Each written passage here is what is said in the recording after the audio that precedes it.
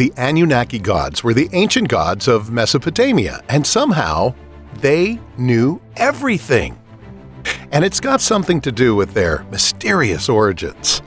From searching far and wide for gold to save their planet, to leaving planet Earth after making the world's first ever humans, this is everything you need to know about the Anunnaki gods, the Sumerian astronaut gods. It all started eons ago in Mesopotamia. You see, many ancient civilizations, through their religions, tried to explain the world's creation and humanity's unique abilities. The Sumerians, one of the earliest organized civilizations, left behind texts that might hold clues to these questions. The Sumerian civilization began around 4500 BC in Mesopotamia.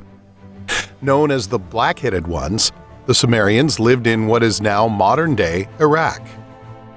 The reason why this area was called Mesopotamia by the Greeks was because it was incredibly fertile due to clever irrigation methods.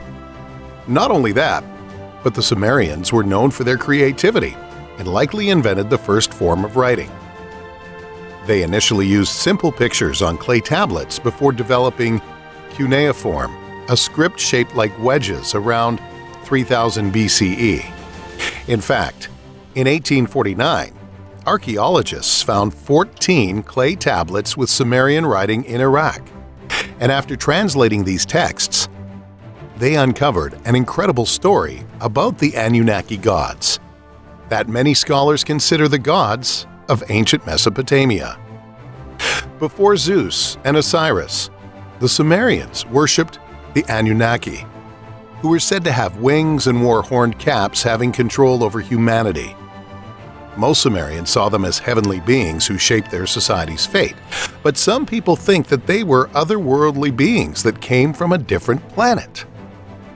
Have you ever heard about a planet called Nibiru? For years, people have wondered about a mysterious planet beyond our solar system. This planet, often called Nibiru or Planet X, is linked to ancient Mesopotamia and has sparked many theories about its nature. But what's the truth about Nibiru?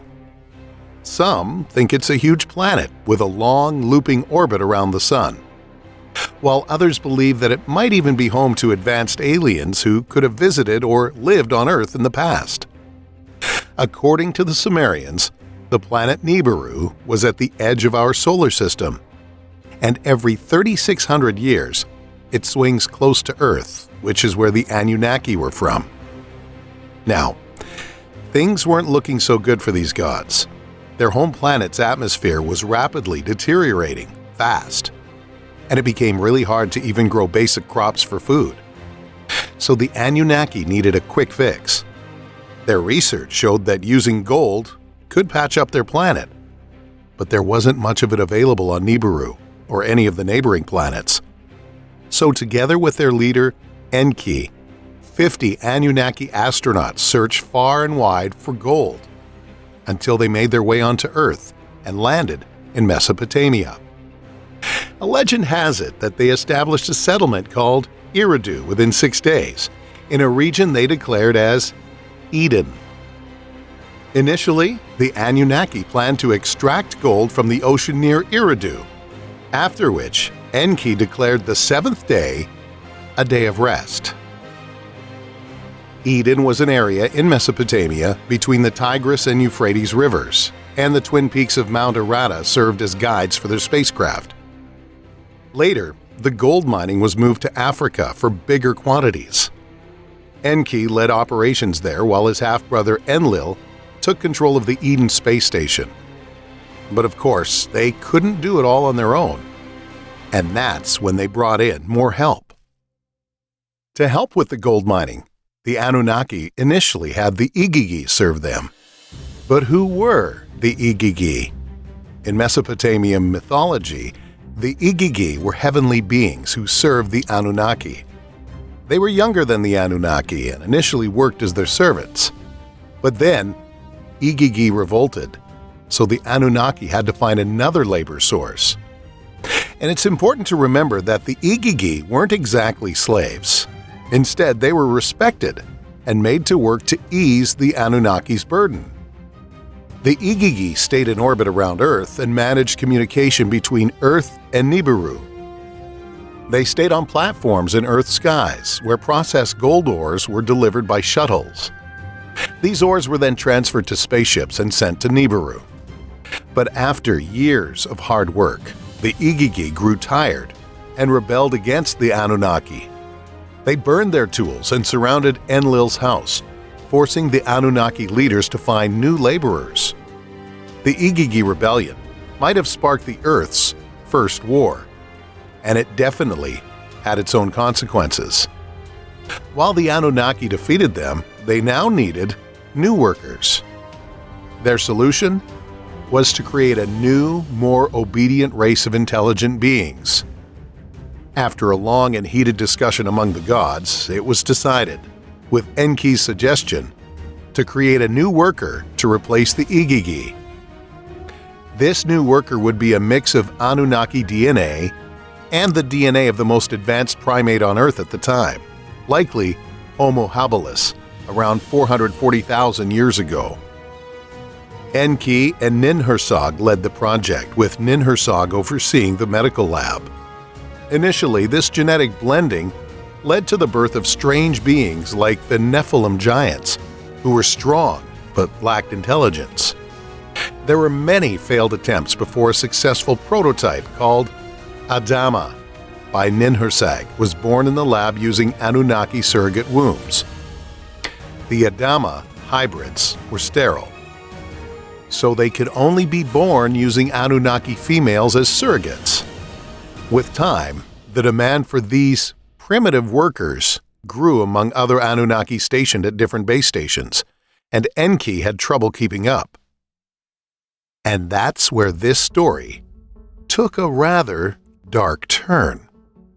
While observing the humans he created, one day Enki saw two women bathing in a river. And let's just say he had his way with both of them. They later gave a birth to a son, Adapa, and a daughter, Titi.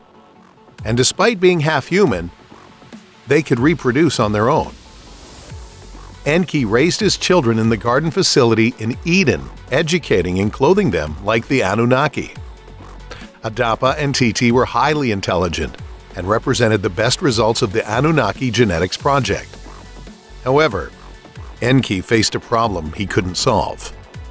Despite being able to reproduce, Adapa and Titi couldn't live as long as the Anunnaki. They couldn't achieve the immortality or longevity enjoyed by the gods. But before Enki had found a way to make them live as long as the Anunnaki, Adapa and Titi's uncle Enlil came into the picture and kicked both of them out of the Eden base. He didn't want them to have children because he thought it could lead to overpopulation. But they weren't the only ones to get kicked out. Many people were expelled from Eden and Eridu and were forced to live in the wildlands. A couple hundred years later, the planet Nibiru approached Earth again and wreaked havoc across the planet. Think of drastic changes like rising temperatures and melting glaciers. This led to a great flood that submerged the city of Eridu. As damage control, the Anunnaki built large boats to save their creation, floating until the waters receded. Now, to this day, it's unclear if these boats were on water or hovering in the sky. But after their city was destroyed, the Anunnaki decided to return to Nibiru.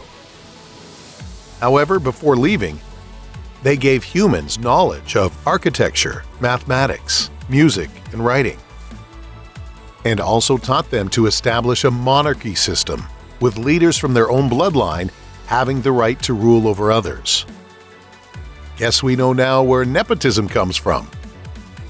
The Anunnaki also instructed the construction of temples called ziggurats, which were aligned with constellations to guide them back to Earth someday. While the exact number of Anunnaki is unclear in Sumerian texts, some are mentioned as prominent figures.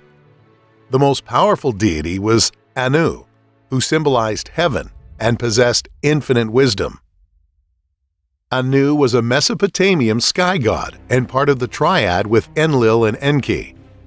Although he was considered the highest god, he didn't have a big role in Mesopotamian myths, hymns, or worship.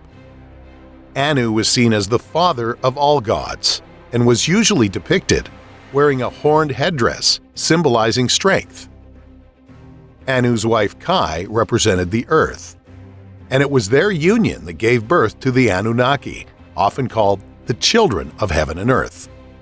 We already know the first Anunnaki included Enlil, who ruled over air, winds, and storms, ensuring the safety of heaven and earth, while Enki was the powerful god of oceans and rivers. But there were others too. Nana, the moon god, was worshipped for wisdom and teaching scientific concepts. And Utu, the god of the sun, stood for justice and morality, traveling through the heavens in a radiant chariot.